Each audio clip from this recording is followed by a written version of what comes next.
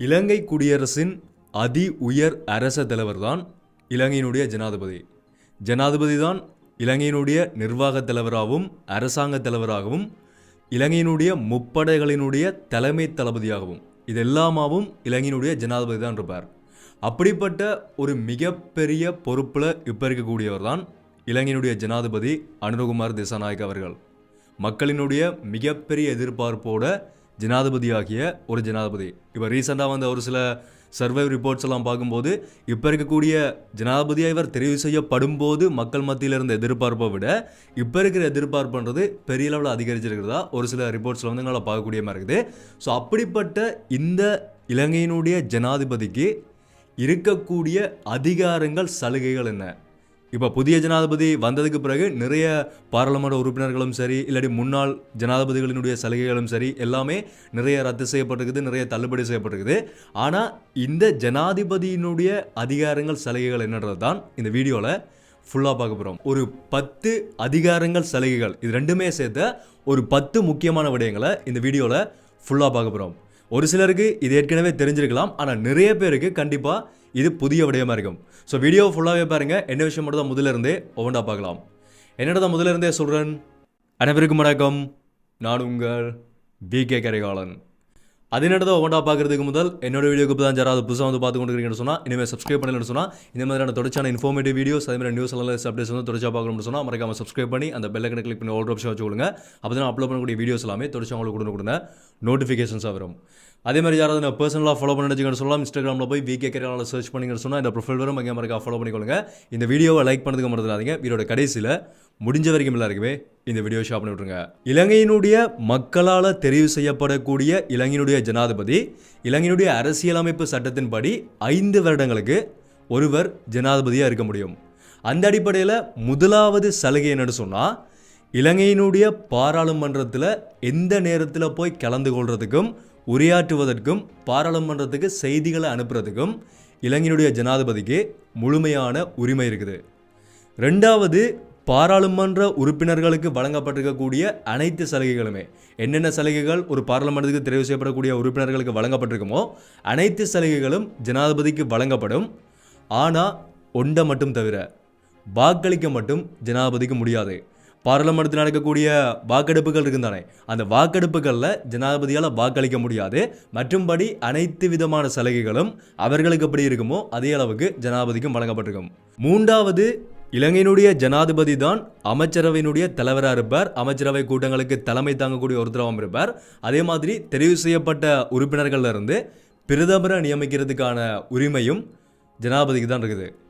நாலாவது, ஜனாதிபதிக்கு ஒரு பாராளுமன்றத்தை கூட்டுறதுக்கும் அந்த பாராளுமன்றத்தை ஒத்தி வைக்கிறதுக்கும் பாராளுமன்றத்தை முழுமையாக கலைக்கிறதுக்கும் அதே மாதிரி பொது வாக்கெடுப்பு நடத்துறதுக்கும் முழுமையான அதிகாரம் வழங்கப்படுகிறது.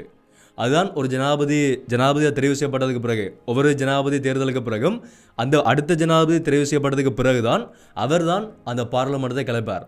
ஸோ ஜனாதிபதிக்கு வந்து ஒரு பாராளுமன்றத்தை கூட்டுறதுக்கும் அதிகாரம் இருக்குது, கலைக்கிறதுக்கும் அதிகாரம் இருக்குது, ஒத்தி வைக்கிறதுக்கும் அதிகாரம் இருக்குது. அதே மாதிரி பொது வாக்கெடுப்பு நடத்துறதுக்கும் அவருக்கு முழுமையான அதிகாரம் வழங்கப்பட்டிருக்குது. அடுத்தது, 5வது, போர் மற்றும் அமைதியை அறிவிக்கிறதுக்கான உரிமை ஜனாதிபதிக்கு இருக்குது. அடுத்தது 6வது, இதுதான் ஒரு மிக முக்கியமான ஒரு விடயம். இலங்கையினுடைய எந்த நீதிமன்றத்தாலையும் நீதி வழங்கப்பட்ட ஒரு கைதிக்கு, ஒரு சிறையில் இருக்கக்கூடிய ஒரு கைதிக்கு பொது மன்னிப்பு வழங்குறதுக்கும் இல்லாட்டி அந்த கைதிக்கு வழங்கப்பட்டிருக்கக்கூடிய தண்டனை காலத்தை குறைக்கிறதுக்கும் வழங்கப்பட்ட தண்டனையிலிருந்து ஒரு பகுதியை மட்டும் அவருக்கு வழங்க சொல்லி உத்தரவிடுறதுக்கும் ஜனாதிபதிக்கு உரிமை இருக்குது. ஆனால் அதுக்கான சரியான காரணம் அங்கே முன்வைக்கப்படணும். அப்படி இல்லைன்னு சொன்னால் அவர் மக்களினுடைய எதிர்ப்புக்கு வந்து ஆளாவார். ஸோ அதனால் ஒரு கைதிக்கு தண்டனை வழங்கப்பட்டிருக்கக்கூடிய ஒரு கைதிக்கு வந்து பொது மன்னிப்பு வழங்கி அவரை வெளியே விட சொல்கிறதுக்கும் அந்த தண்டனை காலத்தை குறைக்கிறதுக்கும் ஜனாதிபதிக்கு அதிகாரம் இருக்குது. ஆனால் இது வந்து பெரும்பாலும் மிக குறைந்த அளவில் தான் பயன்படுத்தப்படுகிறது. ஒரு தடவை கடந்த காலத்தில் மைத்ரிபால சிறிசேன அவர்களால் ஒரு பெண் வந்து பொது மன்னிப்பெண்களை விடுதலை செய்யப்பட்டிருந்தார். இந்த சிகிரியால் இருக்கக்கூடிய ஒரு இடத்துல வந்து நிகத்தால கீர்னு சொல்லி அதில் ஒரு விடயம் வந்து போய் கொண்டது. அதுக்கு பிறகு கோட்டாபய ராஜபக்சனுடைய காலத்தில் ஒரு முக்கியமான அரசியல்வாதி ஒருத்தருக்கு பொது மன்னிப்பு வழங்கினு சொல்லி அது பெரிய சர்ச்சையாக கூட மாறி இருந்தது.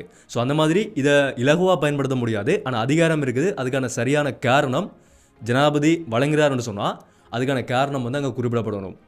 ஓகே, அடுத்தது 7வது, ஒரு ஜனாதிபதிக்கு தனக்கு தேவையான பாதுகாப்பை, எவ்வளோ பாதுகாப்பு தேவையோ அவ்வளோ பாதுகாப்பையும் முழுமையாக பெற்றுக்கொள்றதுக்கான அதிகாரம் இருக்குது.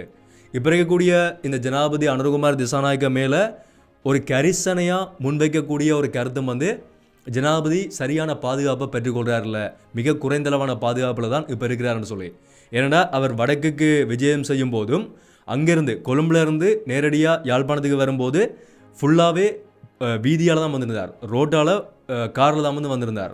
ஆனால் வளமையாக கடந்த காலங்களில் வரக்கூடிய ஜனாதிபதிகள் வரும்போது பெரும்பாலும் வந்து ஹெலிகாப்டரில் தான் வாரவர்கள். ஸோ இவர் மட்டும் காரில் வரும்போது இவர் மேலே ஒரு கரிசனையான ஒரு விமர்சனம் வந்து முன்வைக்கப்படுது. இப்போ வரைக்கும் இவர் கட்டாயமாக ஹெலிகாப்டரை பயன்படுத்தி தான் வடக்குக்கு போகும்போது போகணும்னு சொல்லி சொல்லப்படுது. அது எப்படிப்பட்ட நோக்கங்களில், பாதுகாப்பு நோக்கங்களாக சொல்லப்படுதோ தெரியலை. ஆனால் இவர் பயன்படுத்தக்கூடிய பாதுகாப்பினுடைய அளவுன்றது கடந்த காலங்களில் பயன்படுத்தப்பட்ட ஜனாதிபதிகளினுடைய பாதுகாப்பினுடைய அளவை விட இப்போ எங்களால் பார்க்கும்போதே மிக மிக குறைவாக தான் இருக்குது. ஒரு 2-3 வாகனங்கள் மட்டும் போகிறது. அப்புறம் இருக்கக்கூடிய ஜனாதிபதிகள் வரும்போது மஹிந்த ராஜபக்ச எல்லாம் வடக்குக்கு வரும்போது ஒரு 10-15 வாகனங்கள் தொடர்ச்சியாக வரும். அதே மாதிரி அவர் வரப்போகிறாருன்னு சொன்னால் அதுக்கு முதலே வடக்கு முழுக்க பெரிய ஒரு பரபரப்பாக தான் இருக்கும். முக்கியமாக யாழ்ப்பாணம், கிளிநொச்சி, வவுனியான்னு சொல்லி அந்த அவர்கள் கடந்து போகக்கூடிய பாதைகள் எல்லாமே பயங்கர பாதுகாப்பு சூழ்நிலைகளுக்கு உட்படுத்தப்பட்ட ஒரு இடங்களாக தான் இருக்கும். ஆனால் இப்போ வரக்கூடிய இந்த ஜனாதிபதி போகும்போது அவ்வளவுக்கு அந்த காலகட்டத்தில் இருந்த அளவுக்கு பெரிய அளவில் இப்போ இவர்களுக்கு வந்து பாதுகாப்பு இவர் பயன்படுத்துறதில்ல. பாதுகாப்பு வழங்கப்படுறதுக்கு முழுமையான தயார்படுத்தல்கள் இருக்குது, ஆனால் இவர் பயன்படுத்தப்படலைன்னு சொல்லி ஒரு விமர்சனம் வந்து தொடர்ச்சியாக முன்வைக்கப்படுது. அதே மாதிரி இப்போ நடந்த இந்த நீதிமன்ற துப்பாக்கி சூட்டுக்கு பிறகு இந்த கொல்லப்பட்ட அந்த பாதுகாவலர் குழுவினுடைய தலைவர் ஒரு நீதிமன்றத்துக்குள்ளே வைத்து சுட்டுக் கொல்லப்பட்டதுக்கு பிறகு இப்போ நாட்டுக்குள்ளே இன்னும் கொஞ்சம் பாதுகாப்புகள் முக்கியமான அதிகாரிகளுக்கு பலப்படுத்தப்பட ஆரம்பிச்சிருக்குது. அது ஜனாதிபதியில் ஆரம்பித்து பாராளுமன்ற உறுப்பினர்கள், நீதிபதிகள், அதே மாதிரி வழக்கறிஞர்கள், இந்த மாதிரி எல்லாருக்குமே வந்து பாதுகாப்புகள் அவதானமாக கொடுக்கப்படும்னு சொல்லி ஒரு விடயம் வந்து இப்போ சொல்லப்பட்டு கொண்டிருக்குது. அதே மாதிரி கடந்த காலங்களில் முன்னாள் ஜனாதிபதிகளினுடைய பாதுகாப்புகள் குறைக்கப்பட்டதுக்கும் இப்போ விமர்சனங்கள் முன்வைக்கப்பட ஆரம்பிக்கப்பட்டிருக்குது. முன்னாள் ஜனாதிபதி மஹிந்த ராஜபக்ச அவர்களுக்கு பாதுகாப்பு குறைக்கப்பட்டதுக்கு இந்த ஒரு சந்தர்ப்பத்தை பயன்படுத்தி அவருக்கான பாதுகாப்பையும் அதிகரிக்க சொல்லியும் ஒரு விமர்சனம் வந்து முன்வைக்கப்பட்டு கொண்டிருக்குது. ஸோ ஜனாதிபதி நினைச்சா தனக்கான பாதுகாப்பு எவ்வளவு தேவையோ அவ்வளவு பாதுகாப்பை பெற்றுக்கொள்ள முடியும்ன்றதை தெரிஞ்சுக்கொள்ளுங்க. அடுத்தது 8வது அதிகாரம் என்னன்னு சொன்னால், இதுவும் ஒரு ஹைலைட் பண்ணப்பட்ட முக்கியமான ஒரு அதிகாரம் தான். ஒரு ஜனாதிபதியாக ஒருவர் நாட்டுக்குள்ளே தெரிவு செய்யப்பட்டுட்டாருன்னு சொன்னால் அவர் மேலே பொதுவாகவோ அரசியல் ரீதியாகவோ அல்லது தனிப்பட்ட ரீதியாகவோ யாரும் எந்த ஒரு சட்ட நடவடிக்கையும் எடுக்க முடியாது. அவர் மேலே வழக்கு தொடர்றதுக்கோ இல்லாட்டி அவர் மேலே ஒரு சட்ட ரீதியான நடவடிக்கைகளை மேற்கொள்றதுக்கோ யாருக்குமே அதிகாரம் இல்லை. அது எந்த ரீதியிலையுமே செல்லுபடி ஆகாதுன்னு சொல்லி ஒரு விடயம் சொல்லப்படுது. ஆனால் ஒரு ஜனாதிபதியை ஒரு நாட்டிலிருந்து நீக்கிறேன்னு சொன்னால், ஒரு நாட்டில் இல்லை, இலங்கையினுடைய அரசியலமைப்பின்படி இலங்கையினுடைய ஜனாதிபதியை அந்த பதவியிலிருந்து இல்லாமாக்கணும்னு சொன்னால் ஒரே ஒரு முறைமையால் முடியும். பாராளுமன்றத்தில் 3/2 பெரும்பான்மை ஜனாதிபதிக்கு எதிராக வாக்களிச்சா, அந்த 225 பாராளுமன்ற உறுப்பினர்களுக்குள்ள 3/2 பெரும்பான்மையானவர்கள் ஜனாதிபதிக்கு எதிராக வாக்களிச்சா அவரை அந்த ஜனாதிபதி பதவியிலிருந்து நீக்க முடியும். ஆனால் அது நடக்கிறதுக்கான சாத்தியம் இல்லை. என்னென்னு சொன்னால், ஒரு ஜனாதிபதி அவருடைய மிகப்பெரிய பெரும்பான்மையை பாராளுமன்றத்துக்குள்ளே வச்சிருப்பார். ஆனால் இப்போ இருக்கக்கூடிய இந்த அரசாங்கம் 3/2 பெரும்பான்மையை விட மிக அதிகமான பெரும்பான்மையை தான் பாராளுமன்றத்தில் வச்சிருக்கார்கள். அப்போ அப்படி பார்க்கும்போது இப்போ இவரை நீக்கிறேன்னு சொன்னால், அப்படி ஒரு விடயம் சொல்லப்படுமா இருந்தால் நீக்கிறன்றது வந்து கஷ்டமான ஒரு விடயம். அப்போ 5 வருஷத்துக்கு இவர் தான் முழுமையான ஜனாதிபதியினுடைய அந்த அதிகாரத்தில் இருப்பார். இது நான் பார்த்த வரைக்கும் எனக்கு தெரிஞ்ச ஒரு முறைமை. இதை தாண்டி வேறு ஏதாவது முறைமையில் ஜனாதிபதியை நீக்க முடியும்னு சொல்லி உங்களுக்கு தெரிஞ்சிருந்தா அதை வந்து நீங்கள் கீழே கமெண்ட்டில் சொல்லுங்கள். ஓகே, அடுத்தது 9வது அதிகாரம் என்னென்னு சொன்னால், நாட்டினுடைய ஜனாதிபதியாக இருக்கக்கூடியவர் நாட்டை விட்டு வெளியேறினாலோ அல்லது ஏதாவது அவருக்கு நோய் ஏற்படுமா இருந்தால் இல்லாட்டி வேறு ஏதாவது தேவைகளுக்காக வேறு நாடுகளுக்கு பயணம் செய்வாராக இருந்தால் அவரினுடைய அந்த கடமைகள், அதிகாரங்கள் அனைத்தும் பிரதமர் பொறுப்பேற்றுக் கொள்வார். பிரதமர் அந்த நேரத்தில் பிரதமரினுடைய கடமைகள், அதிகாரங்களை அமைச்சரவையினுடைய ஒரு அமைச்சர் பொறுப்பேற்றுக் கொள்வார்னு சொல்லப்படுது. ஸோ கடைசி 10வது அந்த சலுகை என்னன்னு சொன்னால், இலங்கையினுடைய ஜனாதிபதியாக இருக்கக்கூடியவருக்கு வழங்கப்படக்கூடிய சம்பளம் எவ்வளவு, 2019ஆம் ஆண்டு வரைக்கும் இருக்கக்கூடிய தரவுகளினுடைய அடிப்படையில் பார்க்கும்போது ஒரு ஜனாதிபதிக்கு வழங்கப்படக்கூடிய சம்பளம் 90,000 ரூபான்னு சொல்லி குறிப்பிடப்பட்டிருக்குது.